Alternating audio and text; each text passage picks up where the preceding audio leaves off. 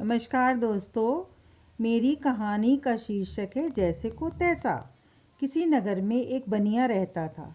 उसके एक लड़का था। उसकी छोटी सी दुकान थी। उससे जो कुछ भी मिल जाता था उसी से वो अपनी गुजर बसर कर लेते थे। एक दिन की बात है कि बनिया मर गया। लड़के ने सोचा अब यहाँ से परदेश जाकर धन कमाना चाहिए। उसके पास पैसा तो था नहीं। मन भर की एक लोहे की तराजू थी, तो उसे लेकर पड़ोस के महाजन के पास गया और बोला, काका मैं परदेश जा रहा हूँ, आप इस तराजू को रख लीजिए, लौट कर आऊँगा तो ले लूँगा। महाजन ने कहा, ठीक है भाई, छोड़ जाओ। बनिए के लड़के ने तराजू उसको सौंपी और परदेश को रवाना हो गया, जहाँ उसने खूब कमाई की। जब बहुत सा धन इकट्ठा हो गया तो वह अपने नगर लौट आया। अचानक उसे तराजू की याद आ गई।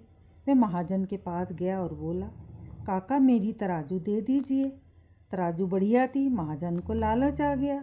बहुत ही गंभीर होकर उसने कहा, बेटा मुझे बड़ा दुख है कि तुम्हारी तराजू को चूहा ले गया और उसे खा लिया उसने।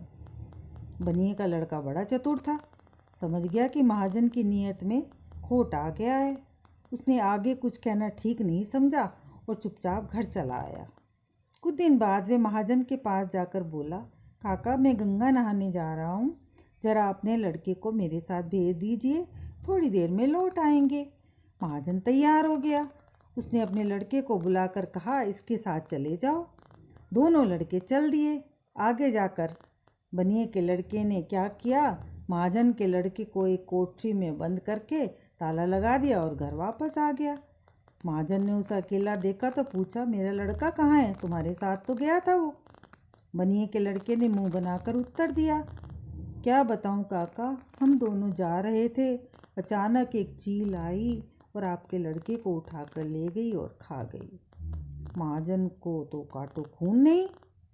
बड़े ताव में बोला, क्या कहते हो? कहीं चील लड़के को उठाकर ले जा सकती है? महाजन सारी बात समझ गया। वह सीधा राजा के पास गया। उसने राजा से फरियाद की, मालिक बनिए का लड़का कहता है कि मेरे लड़के को चील उठाकर ले गई और खा गई। राजा ने फौरन बनिए के लड़के को बुलवाया। वह आया। राजा के पूछने पर उसने सारी बात कह सुनाई।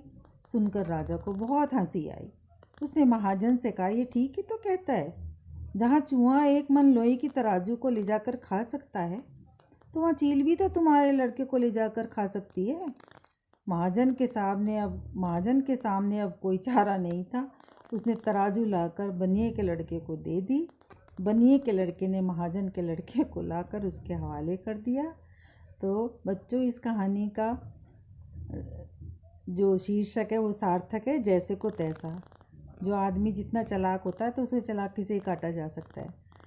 तो दर्शकों, अगर मेरी कहानी आपको पसंद आई तो आप शुरू से अंत तक देखें, लाइक करें, शेयर करें और सब्सक्राइब करके बेल आइकन को दबाएं और अपने सुझाव भी मुझे दें कमेंट्स बॉक्स में।